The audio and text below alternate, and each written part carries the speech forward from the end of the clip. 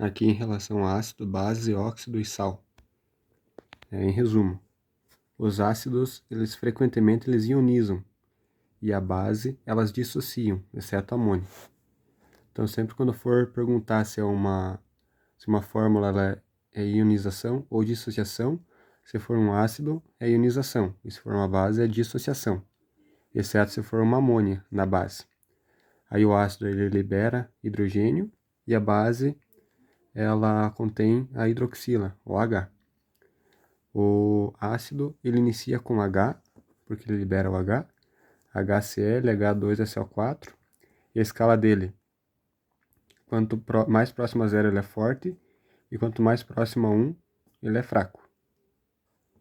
Ele pode ser classificado como monoácido, diácido, triácido e tetrácido.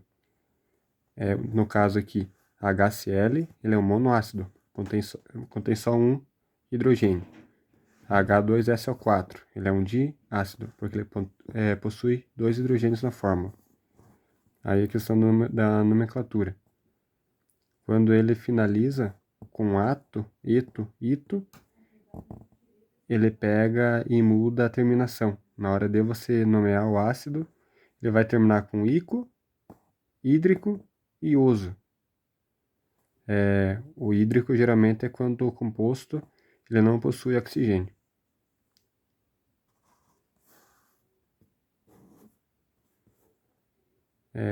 Os hidráxidos não contêm oxigênio e os oxiácidos ele contém oxigênio. Essa aqui não é uma regra, viu? Por exemplo, o ácido sulfúrico. Ah, não, tá certo, tá certo. O hídrico é quando não tem oxigênio. O sulfúrico ele entra aqui na primeira questão aqui do ato.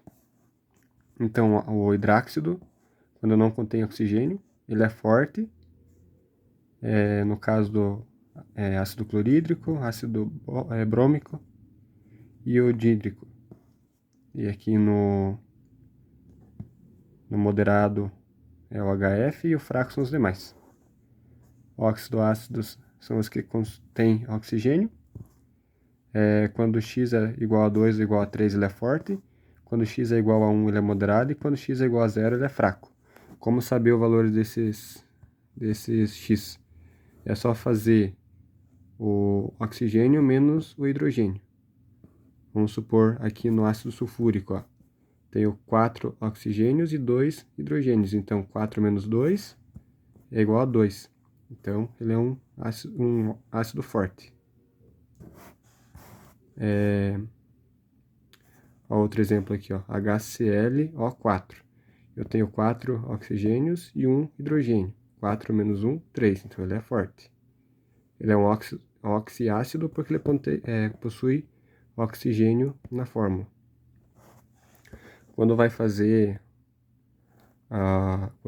fazer uma mistura de água com ácido, primeiro acrescenta a água e depois o ácido. Nunca primeiro o ácido, depois a água. E outro detalhe é que o ácido fluorídrico não pode ser colocado no vidro. Tem que ser colocado em plástico porque ele corrói o vidro. Aí, em relação à ionização, os ácidos fortes eles possuem maior ou igual a 50% de ionização. Os moderados possuem entre 6% a 49% e os fracos possuem ionização inferior a 5,9%. As bases, elas têm a nomenclatura iniciada por hidróxido de, que é o nome do cátion, que geralmente é metal. Por exemplo, hidróxido de sódio, hidróxido de cálcio.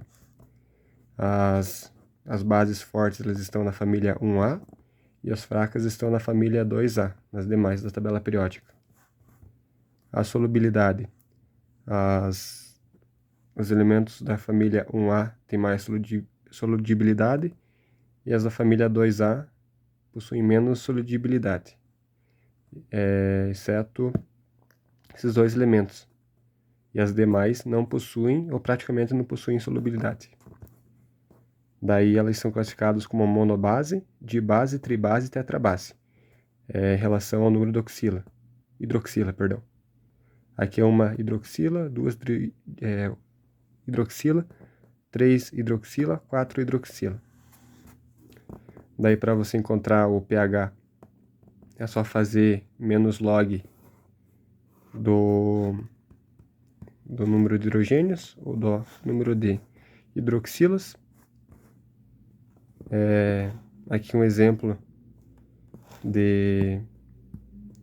da ionização do ácido acético para descobrir o pH. Então, 0,1 mol contém 100% de ionização. Quanto que eu vou precisar de molaridade, de concentração para ionizar 3%? Aí é só fazer aqui o cálculo, vai dar 3 vezes 10 a menos 3 mols por litro. Para descobrir o pH, é só fazer o menos log desse valor. O pH vai dar 2,5258.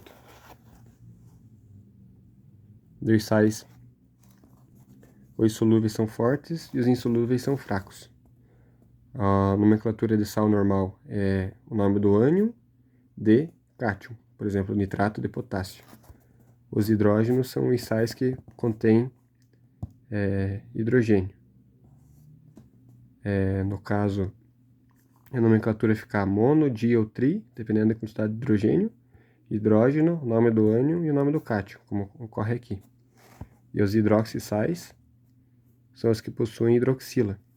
Daí vai ser o mesmo formato, só que em vez de estar escrito hidrógeno aqui no meio, vai ser hidroxi. Dihidroxicloreto de alumínio. Daí, em relação à estequiometria, ela é o estudo quantitativo da composição química e transformações químicas. A massa molar é dada por gramas por mol. Para você descobrir a massa molar, é só você pegar a fórmula química e multiplicar pelo número da massa. Então vai ficar aqui, H2 significa 2 hidrogênios. 2 vezes 1, 2. Mais enxofre, tem 1 enxofre, vezes a massa, 32, mais oxigênio tem 4, 4O, então 4 vezes 16. O cálculo disso aqui vai dar 98 gramas por mol. Aí para saber a quantidade de mols, número de mols em 600 gramas de ácido sulfúrico. Se 1 mol de ácido sulfúrico tem 98 gramas por mol, que é o número que a gente encontrou aqui, qual que é a quantidade de mols em 600 gramas desse ácido? É só fazer a regra de 3 aqui, vai dar 600 divididos por 98, o cálculo vai ser 6,12 mols. Deu o número de moléculas, esse aqui é o número de Avogadro, só fazer a regra 3 também, para encontrar. Daí o balanceamento da fórmula, para você encontrar a estequiometria.